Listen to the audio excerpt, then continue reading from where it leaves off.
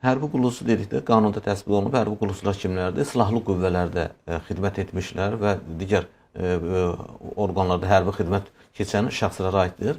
Hərbi qulluqçular, məsələn, orqan olaraq deyə bilər ki, Müdafiə Nazirliyində, səfərbərlik və hərbi xidmət şəxsləri dövlət xidmətində, dövlət sərhəd xidmətində və s. Bunlar hərbi qulluqçu sayılır. Bundan əlavə, bildiyiniz kimi, digər orqanlar var ki, xüsusi rütbəli şəxslər, onlar da hərbi qulluqçulara bərabər tutulur. Qanunun 1.03-cü maddəsində qeyd olunur ki, hərbi qulluqçulara pensiya, hərbi qulluqçu üçün pensiya necə təyin olunur? 1.04-cü maddəsində xüsusi şərtlərlə pensiya təyin xüsusi rütbəli şəxslər qeyd olunub. Yəni, xüsusi rütbəli şəxslər də həmin hərbi qulluqçular kimi eyni statusda pensiyalara təmin olunurlar. Xüsusi rütbəli şəxslər dedikdə isə kimlər nəzərdə tutulur?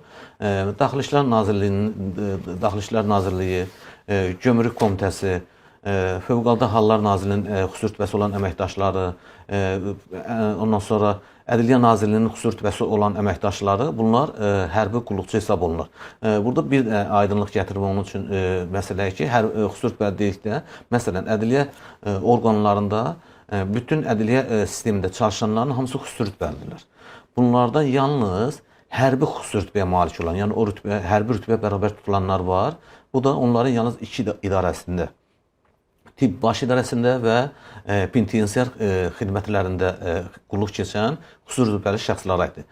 Yəni, Ədliyyə Nazirliyinin mərkəzi aparatında, məsələn, çalışan xüsusi rütbəlidir, ədliyyə müşaviri hesab olunur. Ədliyyə Nazirliyinin bayaq qeyd etdiyim iki idarəsində, tibb baş idarəsində və yaxud da ki, penitensiar xidmətində çalışan isə ədliyyə mayoru rütbəsində, xüsusi rütbədə çalışırlar.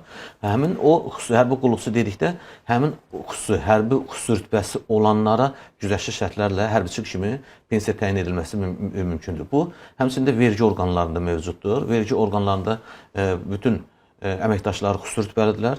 Bunlar hərbi xüsusi rütbələrə bərabər tutulan yalnız onların istintaq idarəsində çalışmış şəxslərdir. Digərləri adi qaydada dövlət qulunun xüsusi növü olaraq yardımdan, yəni pensiya hüququndan istifadə edirlər. Hərbi qulluqçu kimi yalnız hərbi xüsusi rütbəyə bərabər tutulanları, hərbi rütbəyə bərabər tutulan xüsusi rütbəliləri bu hərbi qulluqçu kimi pensiya hüququndan istifadə edə bilirlər. Erkən pensiya çıxmaq hüququndan istifadə edə bilirlər.